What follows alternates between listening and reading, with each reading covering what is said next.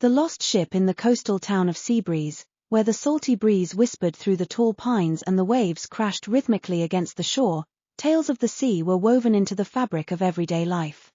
Among these tales, none was as captivating or as mysterious as the legend of the lost ship, the Aurora. The Aurora had been a grand vessel, renowned for her beauty and speed. She had set sail a century ago, captained by the daring and charismatic Nathaniel Drake.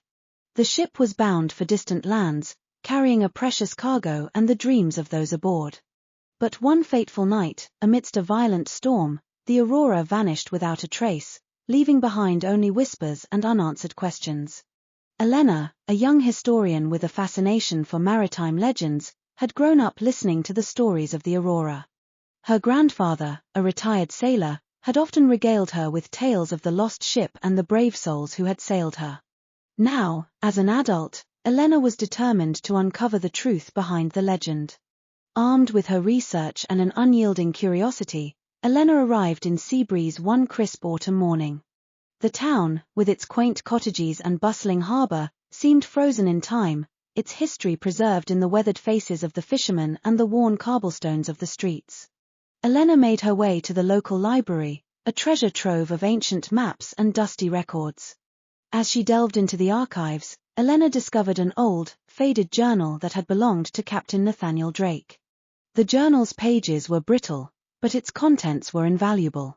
Nathaniel had meticulously documented the Aurora's voyage, detailing their route, the challenges they faced, and his hopes for the journey. The final entry, however, was ominously abrupt, ending with a cryptic note about a mysterious island shrouded in fog. Intrigued, Elena continued her research, cross-referencing the journal's details with nautical charts and other historical records. She discovered that the island Nathaniel had mentioned did not appear on any official maps. It was as if the island itself was a ghost, existing only in the shadows of forgotten lore. Determined to follow in the footsteps of the Aurora, Elena enlisted the help of a local fisherman named Samuel. Samuel was well versed in the treacherous waters surrounding Seabreeze and had heard the legends of the lost ship since his childhood. Though skeptical, he agreed to take Elena on her quest. They set sail at dawn, the horizon painted with hues of pink and gold. The sea was calm, but a sense of anticipation hung in the air. As they ventured further from the safety of the harbor, the weather began to change. Dark clouds gathered, and a thick fog rolled in, obscuring their vision. For hours, they navigated through the mist, relying on Samuel's instincts and the notes from Nathaniel's journal. Just as doubt began to creep into Elena's mind, they glimpsed the silhouette of an island through the fog. Its rocky cliffs loomed like sentinels guarding a forgotten world. They anchored the boat and made their way ashore. The island was eerily silent, its landscape untouched by time. As they explored, they stumbled upon the remains of an old campsite. Weathered tents and rusted equipment lay scattered, evidence of a long-ago presence. Elena's heart raced as they ventured deeper into the island. They followed a narrow path that led to a secluded cove. There, half buried in the sand, was the wreck of the Aurora. Her once majestic hull was now a weathered skeleton, the wood bleached by the sun and the salt of the sea. Despite the passage of time, the ship still exuded a haunting beauty. Exploring the wreck, Elena and Samuel found more clues about the ship's final days.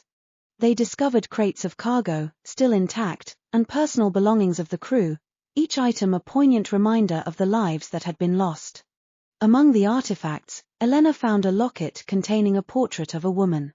She realized it must have belonged to Captain Nathaniel Drake, a token of love and a connection to the life he had left behind. As they continued their search, they uncovered the ship's logbook, miraculously preserved in a waterproof case.